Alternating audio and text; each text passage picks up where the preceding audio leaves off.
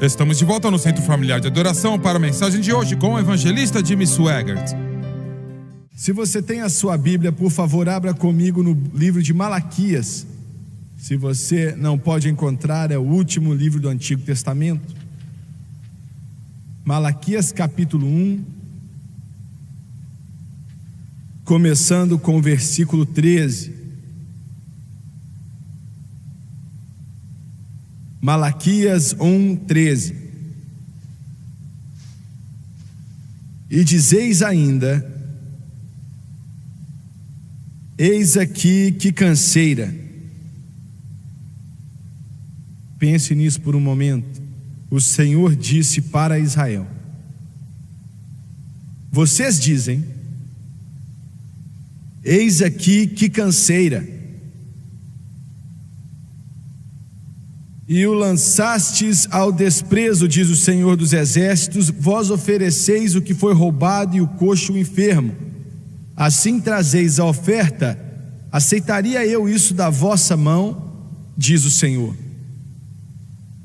Pois seja maldito o enganador, que tendo macho no seu rebanho, promete e oferece ao Senhor o que tem mácula. Porque eu sou o grande rei, diz o Senhor dos Exércitos. Meu nome é temível entre os gentios. E eu quero usar como tópico, pregando por alguns minutos nessa manhã, a simplicidade da mensagem da cruz. A simplicidade da mensagem da cruz. Abaixe a sua cabeça, por favor. Pai Celestial, eu quero te pedir, Senhor, em nome de Jesus, que o Senhor me ajude a ministrar. Me ajude, Senhor, a dar a esse povo aquilo que o Senhor nos deu, para que possamos suprir a necessidade, fazer uma resposta a perguntas, toque as almas e eleve pessoas. Comece, Deus, a tocar no interior, nos corações e nas vidas. E eu peço pela sua ajuda para fazer isso, no santo nome de Jesus. E todos dizem amém e amém. Lendo um pregador batista há um tempo atrás, que eu não consigo lembrar o nome dele agora, ele fez uma declaração que eu acho que vale a pena repetir. Ele disse que homem nenhum rejeita a cruz por razões teológicas.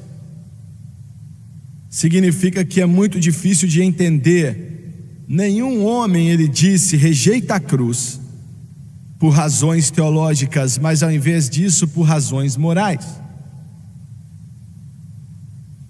Isso significa que por causa do orgulho, por causa da inveja, da malícia, da vontade própria, mas mais do que isso, pela descrença, por simples descrença.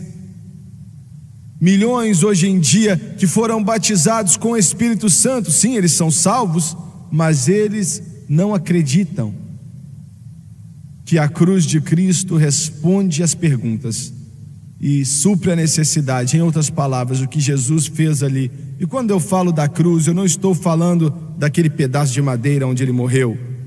Eu estou falando do que ele conquistou ali, do que ele fez ali, e do que ele tornou possível para que eu e você fôssemos salvos. O que tornou possível para que nós sejamos batizados com o Espírito Santo. O que ele fez ali foi possível para os meus pecados serem tirados, para nunca mais serem lembrados. O que ele fez ali me dá cura, me dá libertação, me dá poder, me dá bênção.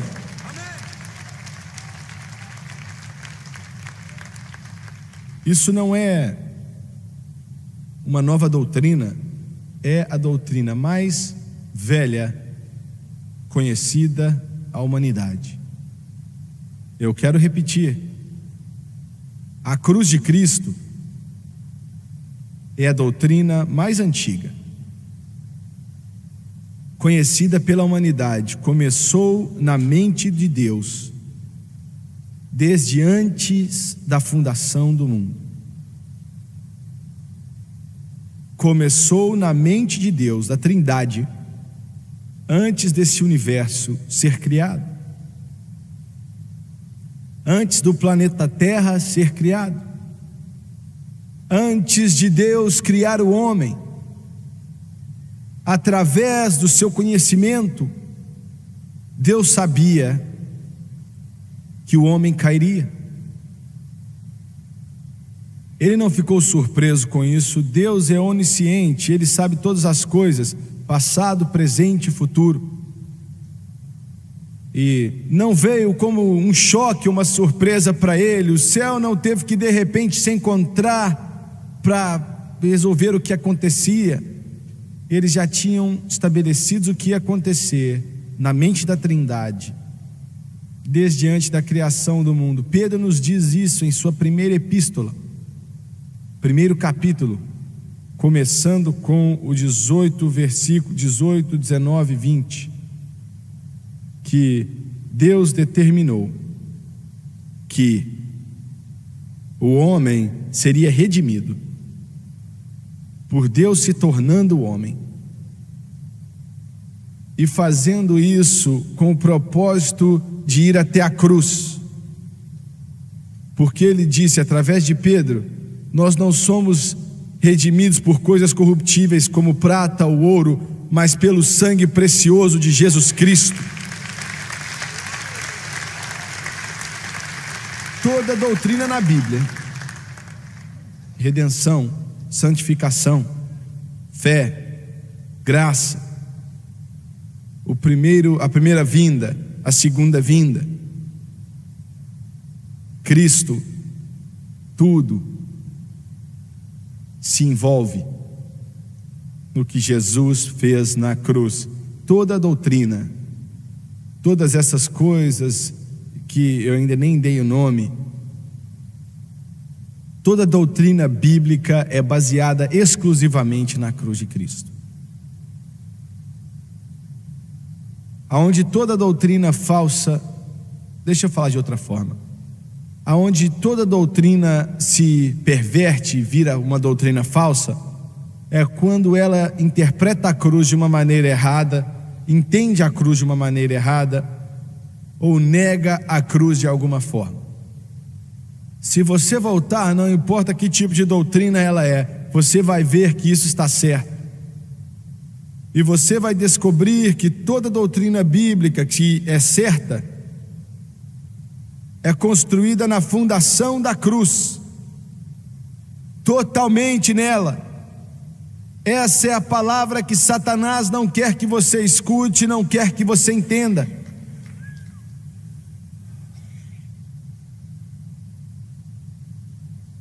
O Senhor estabeleceu a fundação para o homem caído. No começo dos tempos, na primeira página da humanidade, ainda que ele foi tirado do jardim, com aquele terrível peso de condenação,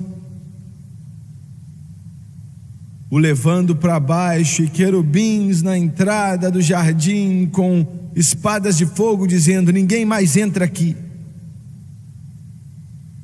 Mas aqui o que é bonito, se você pode dizer que isso é bonito, é isso aqui, é lindo demais.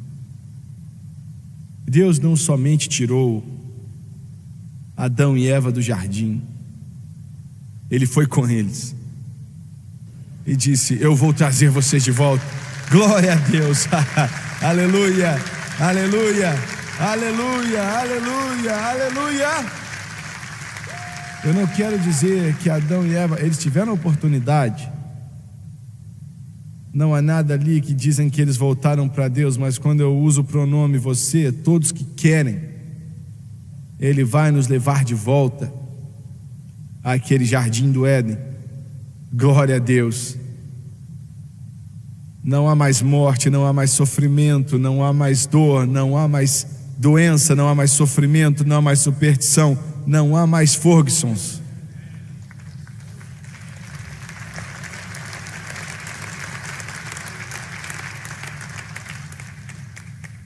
Nós sabemos que Adão e Eva ofereceram sacrifícios por um curto período de tempo,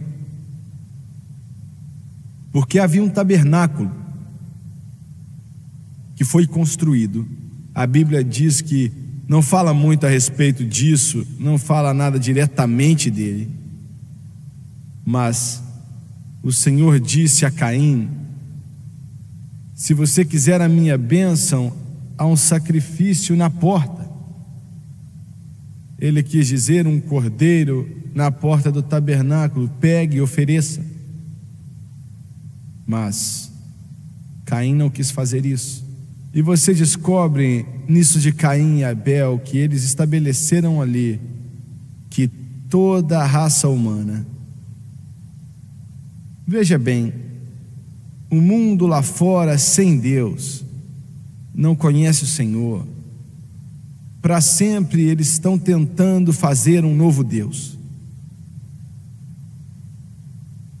E, infelizmente, a igreja sempre esteve tentando aperfeiçoar um novo sacrifício. Mas só existe um sacrifício, porque só existe um que é necessário, e é Jesus Cristo e Ele crucificado.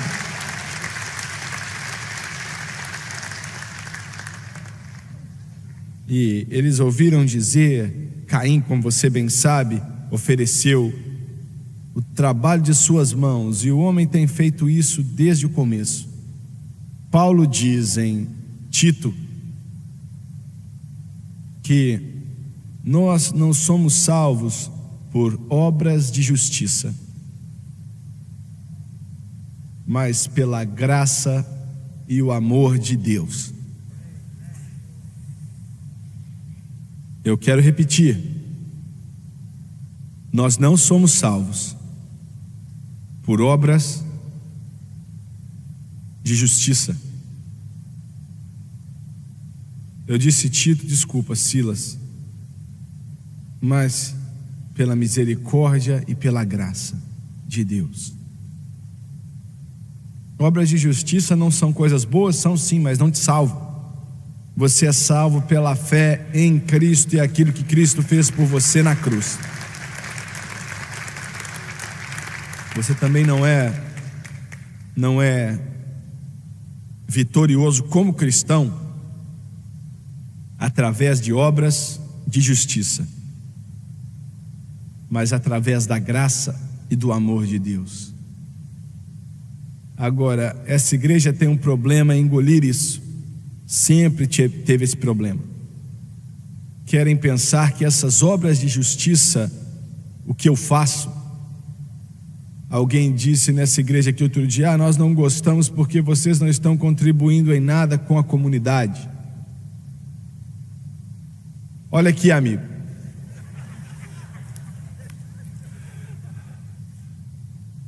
Há um homem sentado ali que estava na prisão não sei por quantos anos, mas a graça de Deus pregada por esse ministério o tirou dali, o salvou, encheu ele com o Espírito Santo. Existem pessoas nessa congregação que eram alcoólatras, mas hoje em dia eles estão livres pelo poder de Deus. Essa é a contribuição à comunidade que temos que fazer. E o resto é uma piada. Abel ofereceu o que Deus estabeleceu. Caim ofereceu apenas algumas maçãs, laranjas, coisas verdes, vegetais. E diz: Senhor, eles não são bonitos, mas tinha que ser uma vida oferecida, e o cordeiro representava a vida que foi tirada, que simbolizava o Senhor Jesus Cristo e o que ele faria na cruz do Calvário. Descobrimos que Noé construiu um altar e ofereceu sacrifícios imediatamente depois que o dilúvio acabou. Imagine só, ele era o único no planeta Terra, nos seus dias, que acreditava na cruz, que ofereceu sacrifícios. Você diz: como é que você sabe disso? Eu sei porque se alguém tivesse feito isso, eles tinham entrado na arca.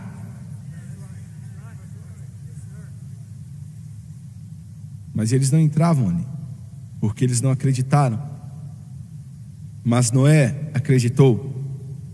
E quando aquela arca finalmente sentou no Monte Ararat, ele ofereceu um sacrifício e um cheiro agradável foi até o Senhor.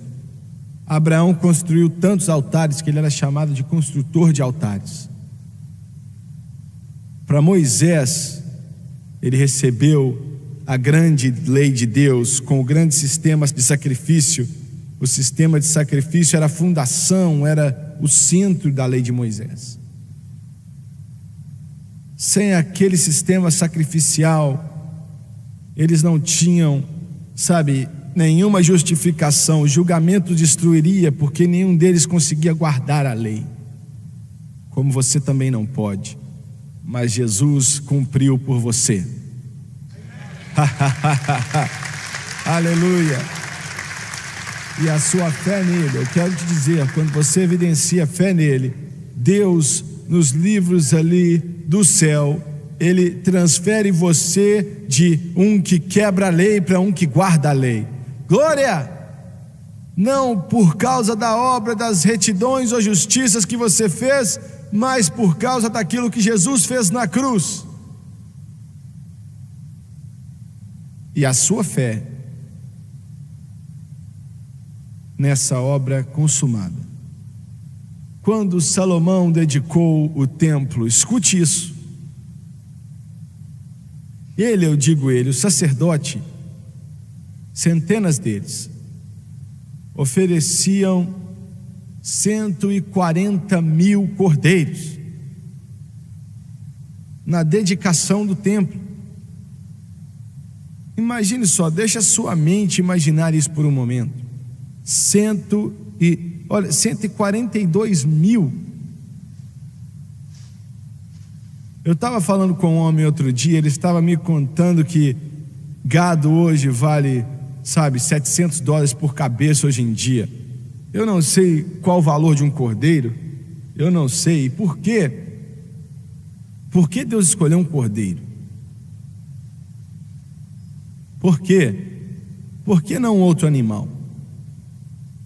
A razão é a seguinte: o cordeiro é o animal mais dócil que Deus criou. Você nunca ouviu a respeito de um cordeiro morder ninguém. Eu nunca ouvi. E um cordeiro se desvia facilmente. Quando Davi escreveu o Salmo: o Senhor é meu pastor, nada me faltará, deitar-me faz em verdes passos, guia-me mansamente a águas tranquilas, e refrigera a minha alma, guia-me pelas veredas da justiça, por amor do seu nome, por aí vai. Ali no corpo, bem no meio daquela passagem, declara o cordeiro. Se você estuda o hebraico, aquela fala de um cordeirinho que sai do meio do grupo, porque o cordeiro é um tipo da humanidade, como é um tipo de Cristo. Deus se tornou um homem, uma virgem dará à luz e vai ter um filho, e o nome dele vai ser Emanuel. Um cordeiro é um tipo do homem, burro, estúpido. Entenda isso um pouco. O único povo nesse mundo, e me escute, olha, o único, não importa onde você vive, qual a cor da sua pele, o único povo nesse mundo que tem um pouco de santidade e de sanidade são aqueles que são salvos pelo sangue do Cordeiro e são cheios do Espírito a caminho do céu.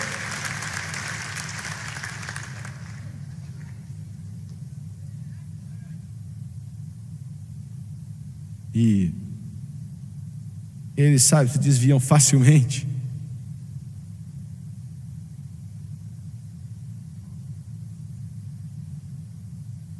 Não sei não, viu, irmão cego? Eu conheço alguns cristãos que são meio bobos. Eu também. Mas imagina o que eles eram antes de serem salvos.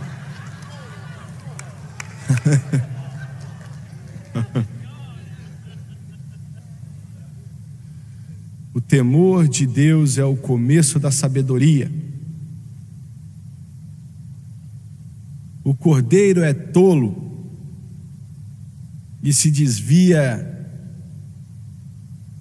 do rebanho que é guiado, e o pastor, porque todas as vezes que ele, fica preso num arbusto ou então entra em um buraco e não consegue sair, e ele começa a bé, bé.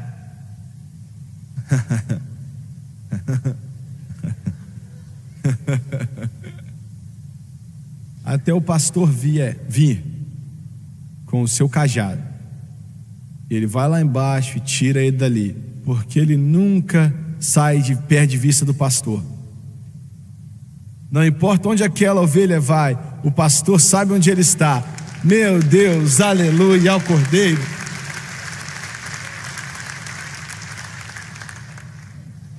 Então, o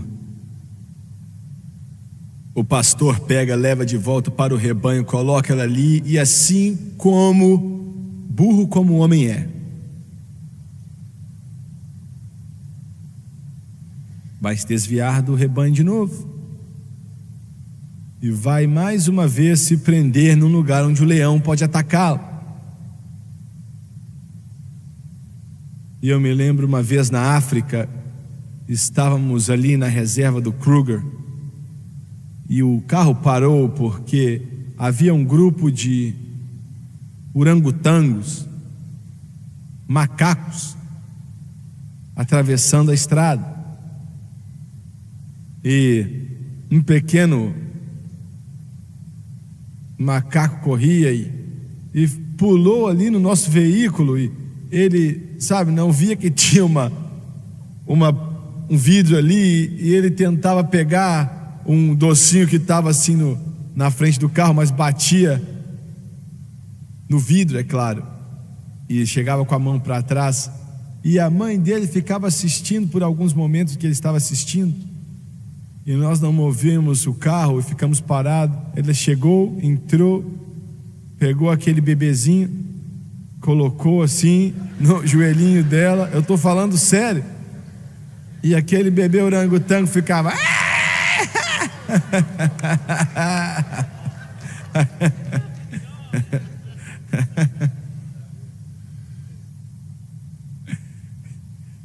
aquele orangotango não tinha lido o livro do Dr. Spock de como criar os filhos.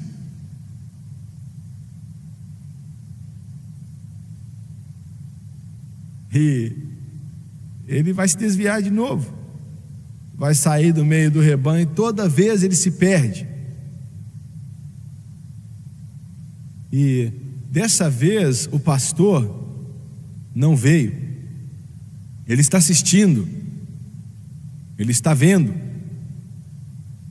ele sabe aonde aquele pequeno está, e ele está vendo se o leão vai vir, se os lobos virão e tal. E aquele macaquinho fica gritando até não ter mais voz. Será que você já fez isso espiritualmente? Espiritualmente, quando já não tem mais voz para gritar, então o pastor vem, alcança com seu cajado e pega o cordeirinho para fora, tira ele, o levanta a sua patinha, pega aquilo e quebra a patinha. Quebra a patinha. Coloca um pauzinho ali para manter ele reto, para que o osso possa crescer da maneira que deve crescer. Isso se chama correção. Então, ele pega e carrega no seu ombro até que Ele cure. Glória a Deus. Aleluia. Glória a Deus. Um cordeiro, a criatura mais dócil.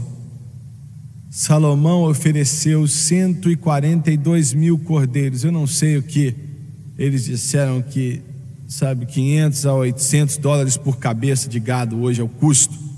Eu não sei qual era o preço de um cordeiro. 100 dólares, 200 dólares, não sei. Mas 142 mil cordeiros foram oferecidos quando abriram o templo. Toda a corte a corte dos homens, a corte dos gentios, tudo foi cheio de cordeiros sendo oferecidos como sacrifício. Será que Deus disse a Salomão para fazer isso para limpar o pecado de Israel? Não. Todos os 142 mil cordeiros não podiam lavar um só pecado. Você está me ouvindo? Bem, por que é que Deus mandou ele fazer isso? Por uma razão.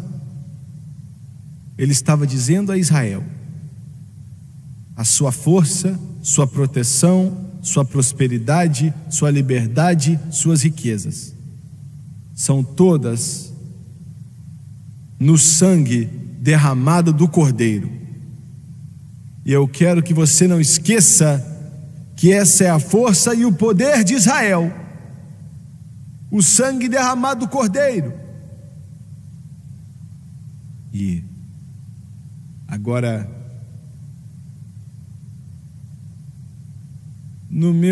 na passagem aqui, eu fiquei mais tempo aqui nisso do que eu queria, mas Israel, nessa passagem, foi 400 anos antes de Cristo. Eles estavam pensando: eu posso oferecer qualquer cordeiro quase morto, ou um que está doente, vai morrer mesmo, então é a mesma coisa de, sabe, um cordeiro saudável, porque os dois vão morrer, então para que eu vou oferecer um cordeiro que é saudável e caro? Por uma coisa, a salvação é algo caro, custou ao Senhor tudo para nos dar essa grande salvação.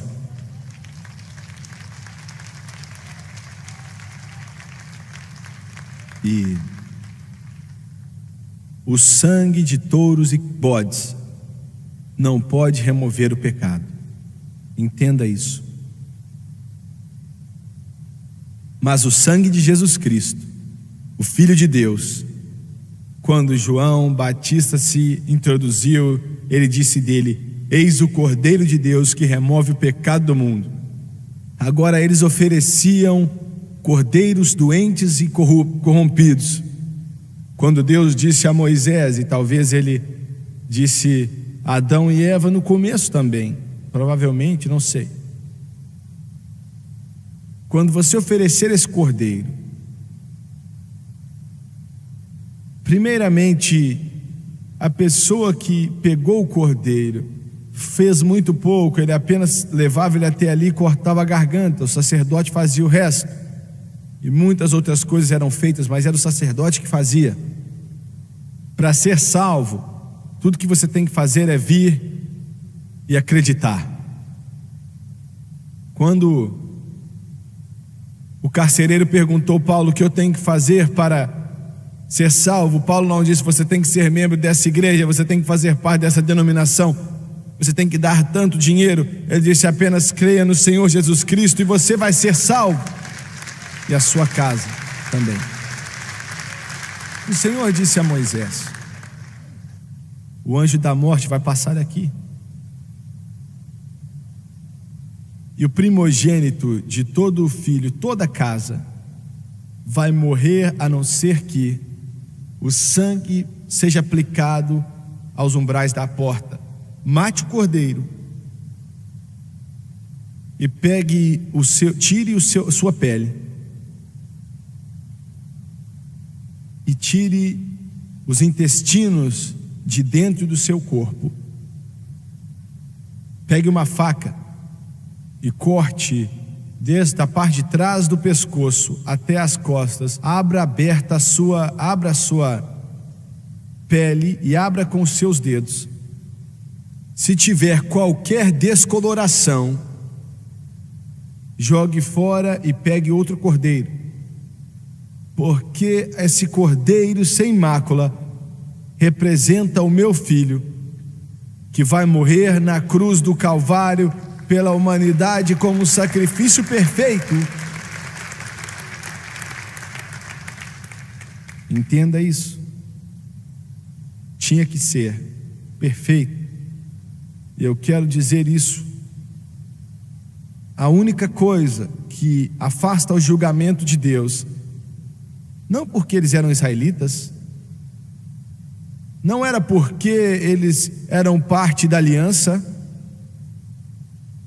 mas a única coisa que parava o julgamento era o sangue aplicado nos umbrais. Quando eu ver o sangue, eu passarei por vocês. Judgment is coming. All will be there. Those who rejected and those who refused. Oh, sinner, hasten. Let Jesus come in and he will pass. Five chord over you. When I see the blood, when I see the blood, when I see the blood. Você entendeu, igreja? É o sangue. Quando eu ver o sangue, ele não diz quando eu ver o psicólogo, ele não diz quando eu ver seu dinheiro, ele não diz quando eu ver isso, mas quando eu ver o sangue, I will pass over you. E me escute nessa manhã. Os Estados Unidos hoje estão em apuros. Eles têm muitos problemas porque estamos deixando de lado esse livro. Sabe, o problema é a Casa Branca. Meu irmão, existem muitos problemas ali sim. O problema é o Congresso, tem muito problema ali também. O problema é a economia, existem muitos problemas aí também. Mas, senhoras e senhores, a Bíblia diz que o julgamento tem que começar na casa de Deus. O problema é a igreja, que não acredita mais no sangue. E a única coisa que vai parar o julgamento de Deus é o sangue. Jesus morreu naquela cruz e sofreu o julgamento que nós deveríamos ter sofrido, e nossa fé nele, o que ele fez, para o julgamento. Não há nenhum de nós aqui que tem o direito de estar aqui. Nenhum de nós, a não ser por causa da nossa fé em Cristo e a obra expiatória através do sacrifício, a obra vicária que ele fez na cruz do Calvário, é a razão de estarmos aqui gritando glória.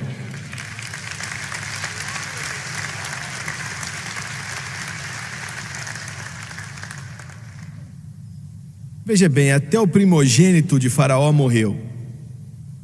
Você tem que entender que isso aqui foi algo que veio contra os egípcios que eles não esperavam. Pois eles acreditavam que após vida tinha a ver com o seu filho primogênito. Se ele morresse antes do pai, após vida ia ser muito ruim. de várias formas. Se eles não tivessem filho, a sua pós-vida então era muito atrapalhada. E a ideia era que o pai morria, então o filho mais velho garantiria então, e o outro que ia vir após ele, na pós-vida, todas as bênçãos. E o Senhor diz: diga a Faraó que se ele não deixar o meu povo ir, o seu primogênito vai morrer.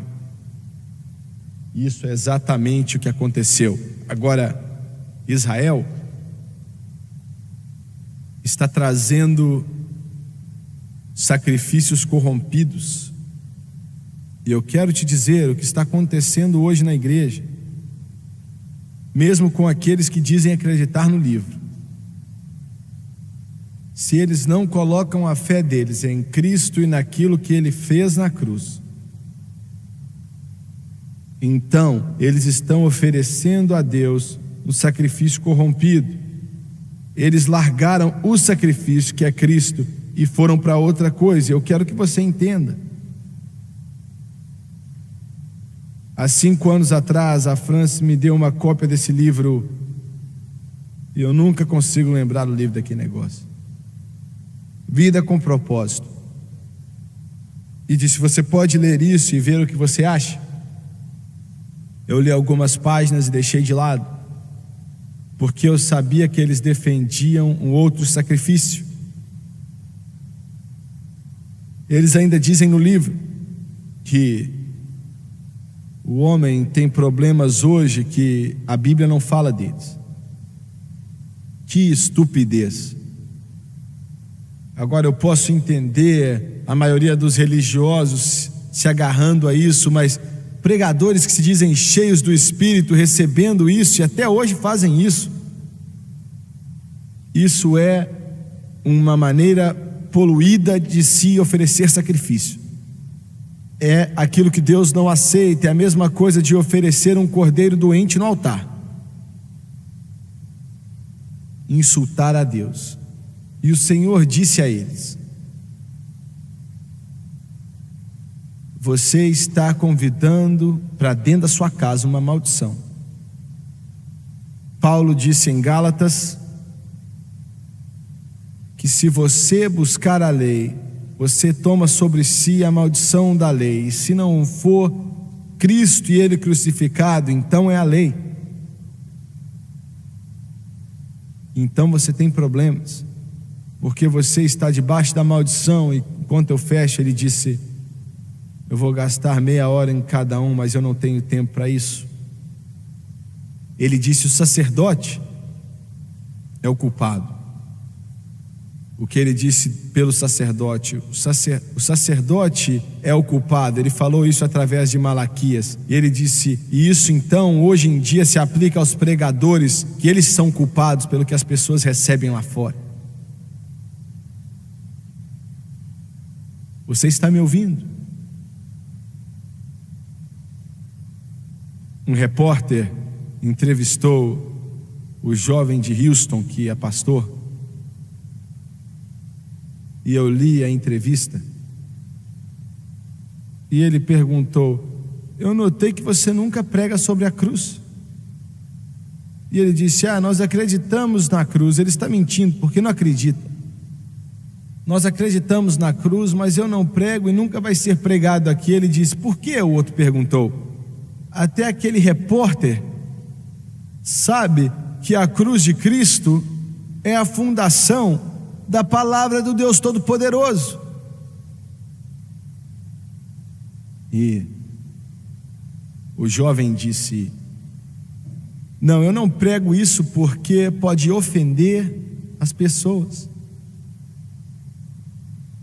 Agora imagine Paulo no que ele disse em 1 Coríntios capítulo 1, versículo 23.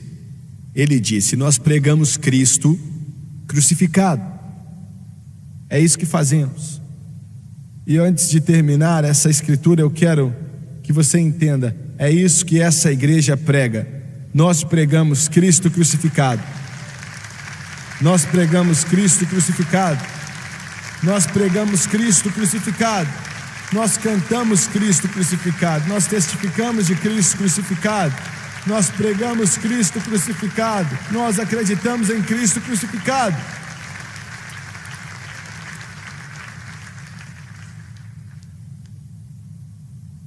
Então ele disse: para os judeus uma pedra de tropeço, e para os gregos, os gentios, tolice. Ele disse que eu sei que os judeus não aceitam porque os ofende. Porque, eu não vou entrar nos detalhes, e os gregos, os gentios, a ideia de que um homem nu em um madeiro pendurado, e que isso pode ajudar alguém, é loucura para os gentios. Mas não faz diferença que seja uma pedra de tropeço para os judeus ou loucura para os gregos. Nós pregamos Cristo crucificado. Por quê? Por quê? Por que é que pregamos Cristo crucificado? Porque não há outra solução. Quão estúpido você vai ser de ir a um barco que está afundando e você está no meio do mar, sozinho, e alguém chega ali para te salvar e você diz: eu não gosto dele não, eu não gosto da cor daquilo não, eu acredito que tem algo melhor. Deixa de ser bobão, meu amigo, não há mais nada melhor do que aquilo que pode salvar. Bem, eu não gosto de você usar esses nomes aí. Eu não estou pregando de acordo com o que você gosta. Quando algumas pessoas disseram a Paulo a respeito da mensagem dele na ressurreição, esse negócio de ressurreição, quem já ouviu uma coisa dessas? O corpo volta ao pó, vai ressuscitar. Sabe do que Paulo chamou eles? Na verdade, o Espírito Santo através deles. E eu gosto disso. Ele disse: seus tolos. Glória a Deus. Deus é que dá a você um novo corpo. Glória a Deus.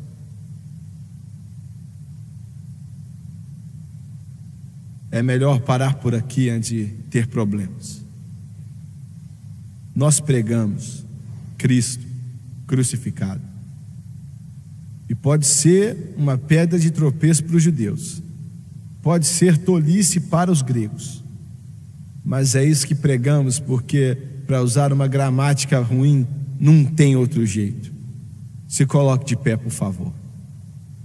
Glória a Deus.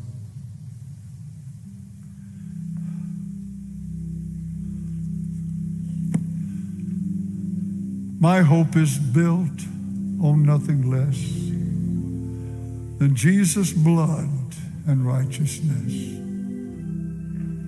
I will not trust the sweetest frame, but wholly lean on that dear name. On Christ, that solid rock I stand. All else is sinking sand. All else is sinking sand. My hope is built on nothing less than Jesus' blood and righteousness. I will not trust the sweetest frame, but wholly lean on that dear name. On Christ, the solid rock I stand. All else is sinking sand. All else is sinking sand. Para esse último culto de 2014, eu quero que vocês venham até a frente, por favor. E eu quero que nós agradeçamos a Deus pelo que Ele fez por nós nesse ano que passou. E eu quero que nós acreditamos nele. Vamos acreditar nele pelo que está vindo em 2015. Glória a Deus. My hope is built on nothing less than Jesus' blood and righteousness. I will not trust the sweetest frame, but wholly lean on Jesus' name. On Christ, the solid rock I stand. All other ground is sinking sand. All other ground is sinking sand. Eu quero dizer isso antes de irmos embora hoje. O povo de Israel não somente oferecia sacrifícios poluídos, mas eles reclamavam: isso aqui é uma canseira, estamos cansados de fazer esse negócio aqui. Todos esses sacrifícios e sábados, e estamos cansados disso.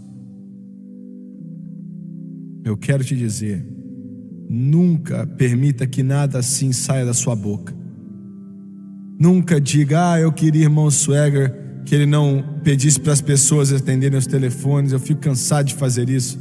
Eu tinha que conectar isso, tá vendo? Não.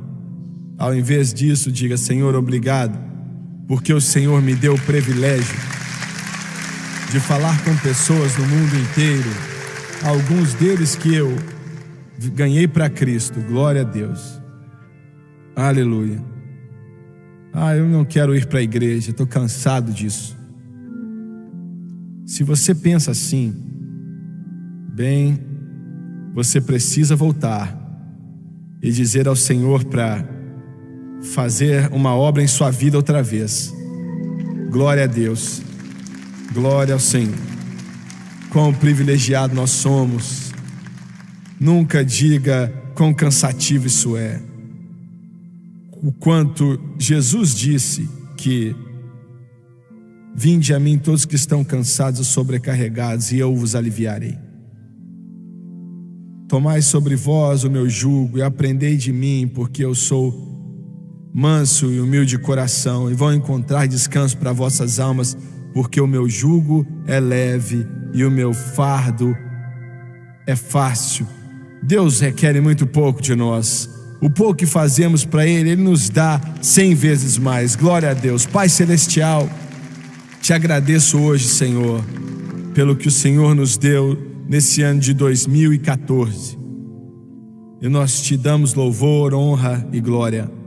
E, Senhor, eu estou acreditando no Senhor que 2015 vai ser o maior ano ainda.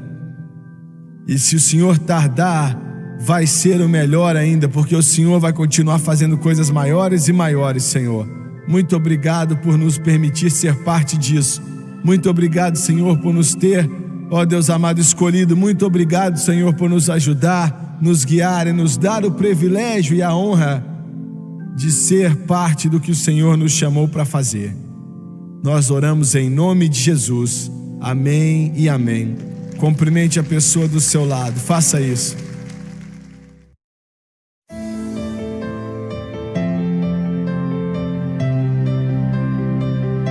Assista aos programas passados do Jimmy Swaggart no site sonlivetv.com.